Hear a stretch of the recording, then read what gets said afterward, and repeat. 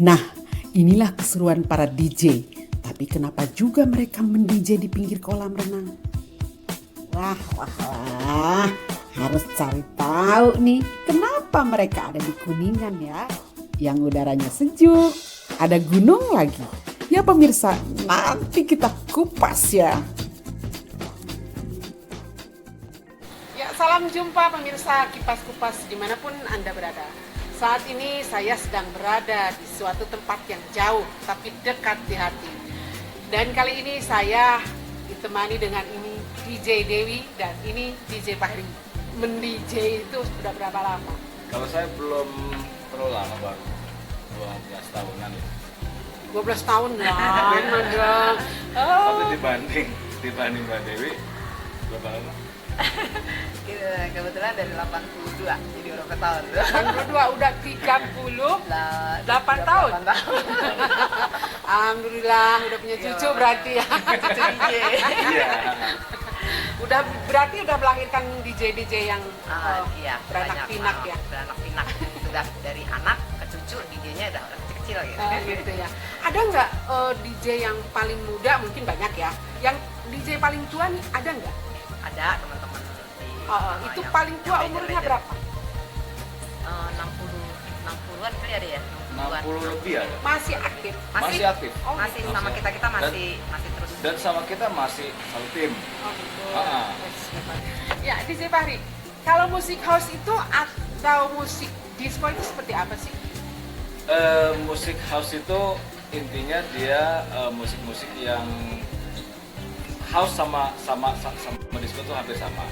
Tapi bedanya adalah house itu dia lebih banyak memakai instrumen-instrumen yang non elektrik pertama. Terus banyak beberapa lagu-lagunya itu dia cenderung mengajak orang untuk dance monoton. Kalau disco itu dia lahir pada era tertentu. Jadi pada saat house ini duluan dia berjalan, nah ada sebagian dari musisi yang mencoba menciptakan musik disco.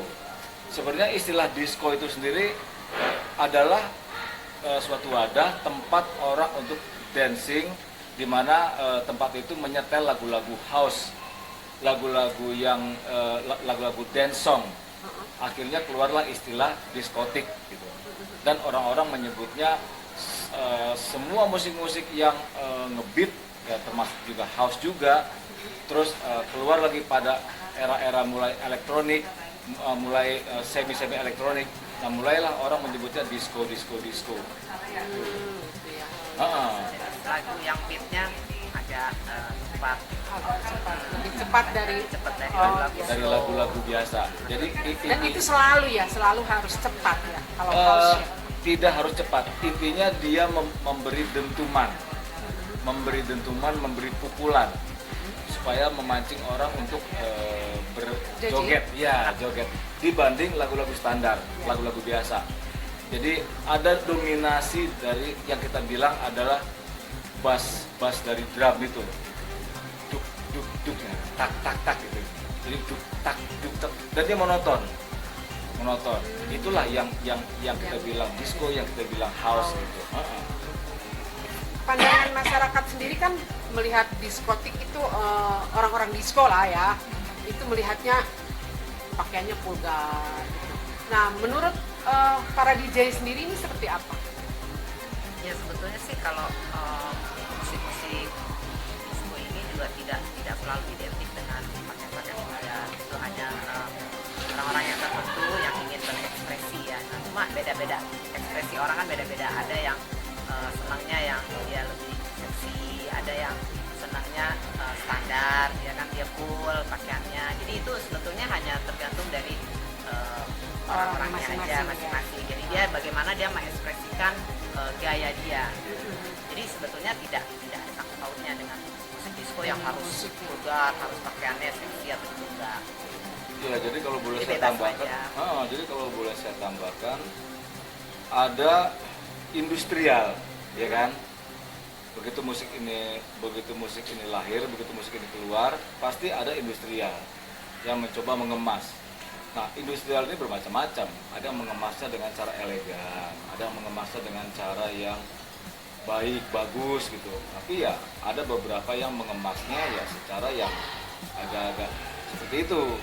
Makanya karena mereka banyak dan akhirnya tumbuh di mana-mana, itu akhirnya menggiring beberapa orang di area tertentu yang tidak terlalu luas pandangannya. Nah, jadinya akan beranggapan seperti apa yang si industrial ini buat bentuk.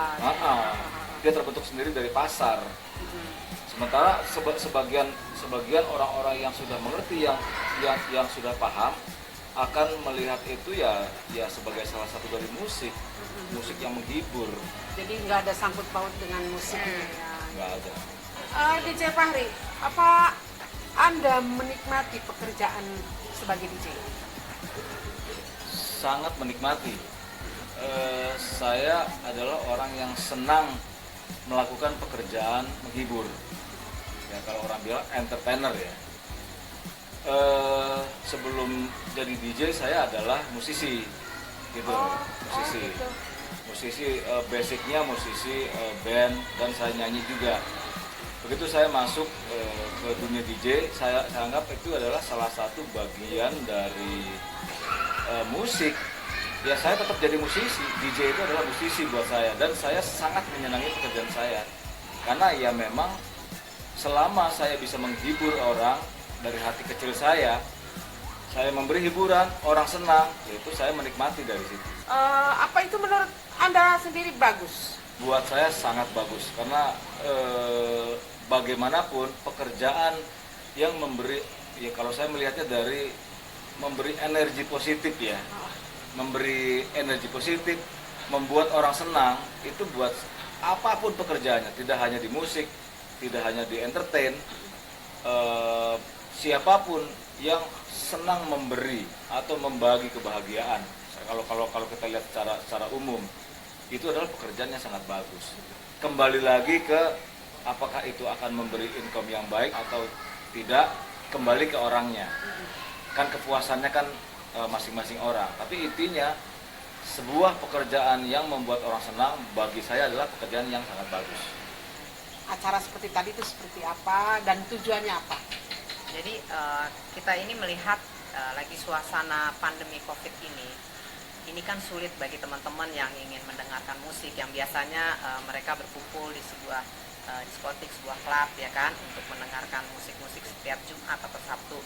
Seminggu mereka lelah. Nah, dalam satu minggu itu ada satu hari yang mereka suka buat ngumpul, ketemu teman-teman gitu, silaturahmi dengan mendengarkan musik-musik. Nah, dengan masa pandemi COVID ini itu kan hal nggak mungkin ya, karena memang kita sedang dalam kondisi yang nggak boleh kemana-mana, distancing ya, social distancing. Jadi dengan cara ini kita bikin streaming di live Facebook atau live IG, itu adalah supaya teman-teman nih yang kangen dengan musik-musik masih bisa bersilaturahmi dengan kita, ketemu di Facebook, kita bisa ngobrolan sambil dengerin musik. Jadi itu saya pikir hal yang positif banget buat mereka kan, juga buat kita juga senang gitu, masih bisa ketemu sama teman-teman gitu kan, fans-fans kita yang di luar sana gitu. Jadi memang ini sangat positif. Terus saya membuatkan jadwal seminggu sekali, kadang seminggu 2 kali kita terus mobile terus di Facebook. Ini sudah berapa kali ke luar kota? Kalau keluar kota kita baru 2 kali ya, 2 kali ya, 2 kali kita baru 2 kali. Kita lebih sering banyak di Jakarta. Kita ambil view di Jakarta masih banyak di tempat teman-teman yang punya restoran seperti itu ya. Tapi kita dikasih tempat yang khusus gitu, jadi tidak ketemu sama orang. Harus tertutup dan terpisah gitu dari umum. Para DJ ini ada perkumpulan maksudnya? Oh ya, kalau secara umum kita ada perkumpulannya, yaitu Persatuan Disc Joki Seluruh Indonesia. Dan setiap kota dan wilayah juga kita ada komdanya PDJI secara organisasi keseluruhan. Nah, tapi secara teamwork itu kita punya masing-masing tim. Karena gitu. Genre musiknya ini beda-beda. Ada yang genrenya musiknya jazz, agak soulful, semacam breakbeat, semacam musik-musik selatan.